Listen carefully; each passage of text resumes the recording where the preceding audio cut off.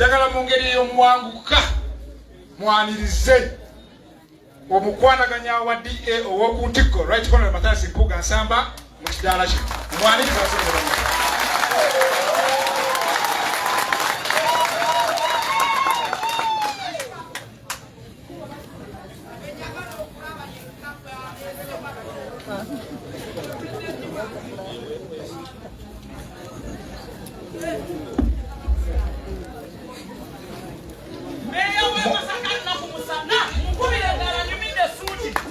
Mwongere mwanirize basaba ne bannyabo. Honorable Dr. Abedi Wanika Omugalatiya okuva mu constituency ya Kimanya Kabolera. Mwanirize Honorable Joet Kakande Nakabuye omubaka omukyala wa Masaka City. Mwanirize Honorable Mike Mabike Seninde much in the East constituency. Mwanirize Honorable Dr. Samuel Lubega Mukaku Dada Mnarubaga South constituency. Mwanirize Honorable Moses Kasibante Krasimonta.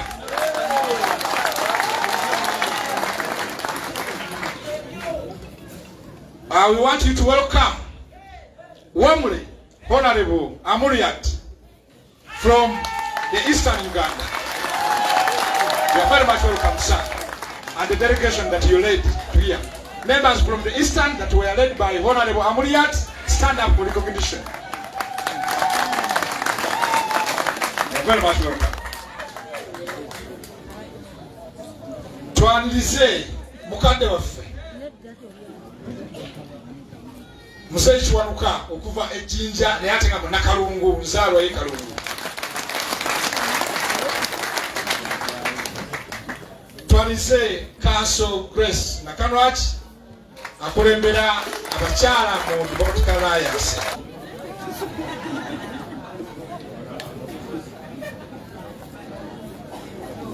Nsaba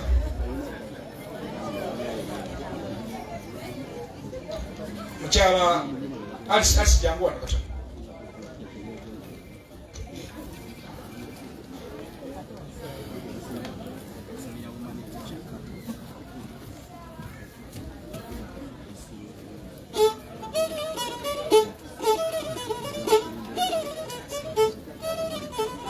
Abanga mubeere bagumu tujja kulya anti mpale yakade gwala muto omukulu okujja mbale siba musibe. Toyanza ne toyanzege. Twanirize Chairman Beka Byai okuva Emaogola Sembabule district yatwala egombolola gyetumaninga eyambitete mitete. Twanirize Speaker Alan Mawanda, Speaker wa Mukono Central Division okuva Mukono Municipality era Mukono District. Sebo twaniriza nnyo.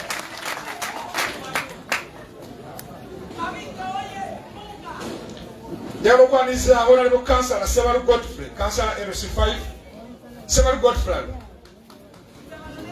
Oyo aspiring councillor, omuvubuka oyo aspiring councillor ku district ya Lyantonde. Godfrey Sebalu, Sebo tukwaniriza. Twanirize Honorable Councillor Zahara Darby Aitalida. Twanirize Honorable Semakula George okuva Ekatikamo South, aspiring candidate for MP. Njagala twanirize Sheikh Kayuwa Sebo. Sheikh Kayuwa oliwa yatwadde sala. Mwanirize Sheikh Kayuwa okuva Emukono. Mwanirize.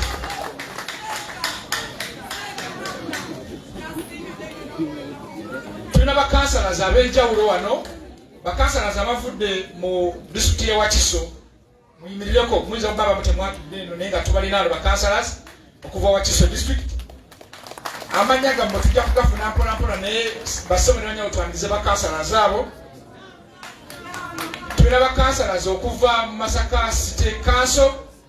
Bakansalazi bonna okuva mu Masaka City Council muyimirireko. Baabo bakansalazi bawerako. Tusanuse nnyo okubalaba. Tulina bakansalazi okuva mu Mukono District. Tulina bakansalazi okuva mu Mukono District.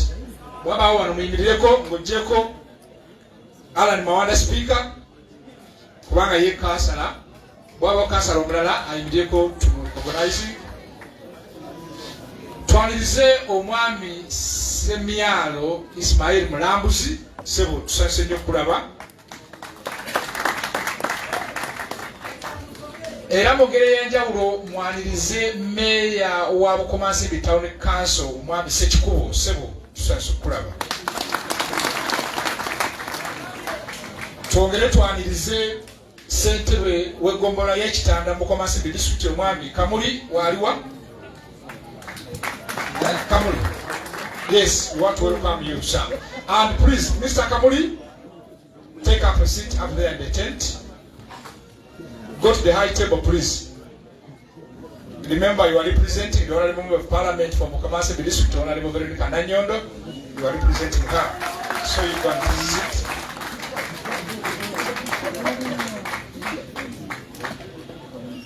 Mr. Ndugaviane, who is the coordinator DA, Nyemukungwe constituency. Where are you? Viane Nduga. Yes, welcome, sir.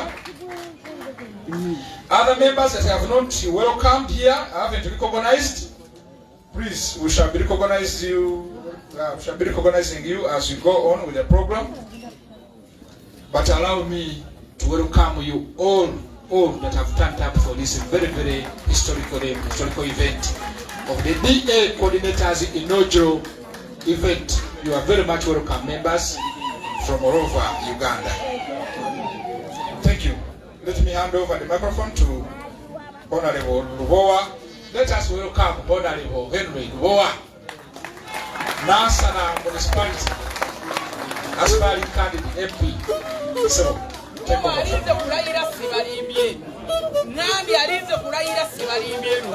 That is also important. Ladies and gentlemen, a round of applause for all of us individually. We want to thank you all. And please let's stand up and thank ourselves for being here today. Each of us, let's stand up and give ourselves a round of applause for being here today. Thank you very much. My colleague OHT Wanakumusana has made introductions. We thank you very much. Ladies and gentlemen,